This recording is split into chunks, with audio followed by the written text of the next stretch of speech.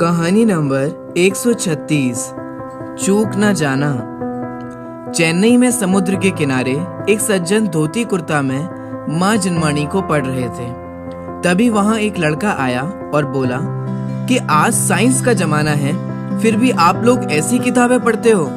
देखिए, जमाना चांद पर पहुंच गया है और आप लोग ये जैन धर्म पर ही अटके हुए हो। उन सज्जन ने लड़के से पूछा कि तुम जैन धर्म के बारे में क्या जानते हो। वह लड़का जोश में आकर बोला, अरे बकवास, मैं विक्रम साराभाई रिसर्च संस्थान का छात्र हूँ। I am a scientist.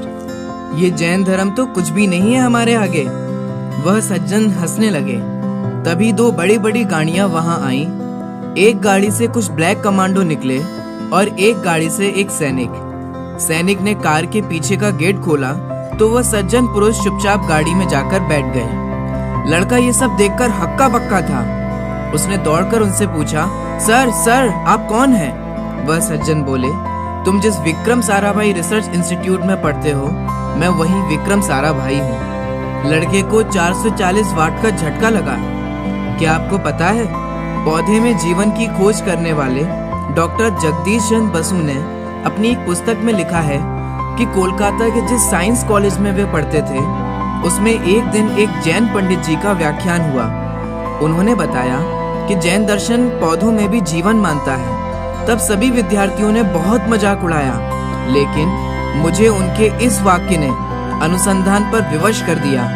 आज जगदीश चंद्र बसु का नाम वनस्पति में जीवन की खोज के लिए विश्व प्रसिद्ध है।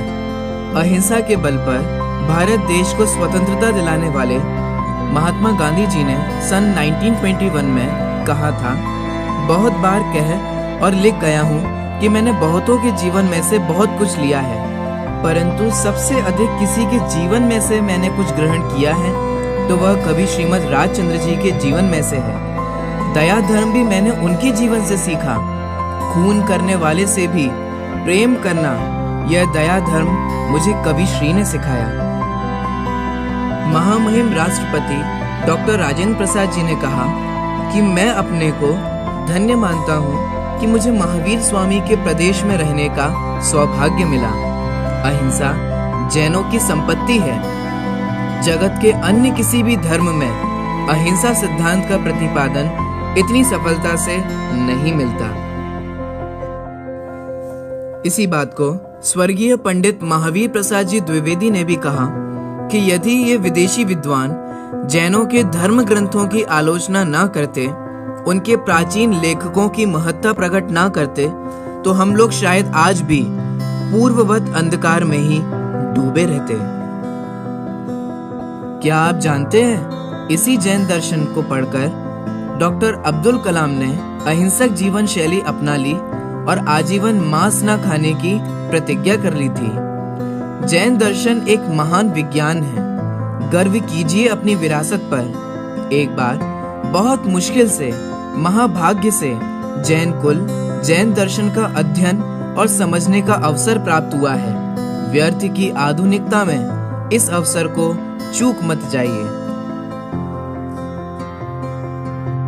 अगर आपको इस वीडियो को देखकर थोड़ी सी भी प्रेरणा मिली हो तो आपसे निवेदन है कि इस वीडियो को प्रत्येक जैन भाइयों तक अवश्य पहुंचाएं। आपका क्या मानना है इस वीडियो के संदर्भ में, यह कमेंट करके हमें अवश्य बताएं तथा इस वीडियो को लाइक जरूर करें। आपने ये वीडियो अंत तक देखा, अतः आपका हृदय से बहुत बहुत धन्यवाद।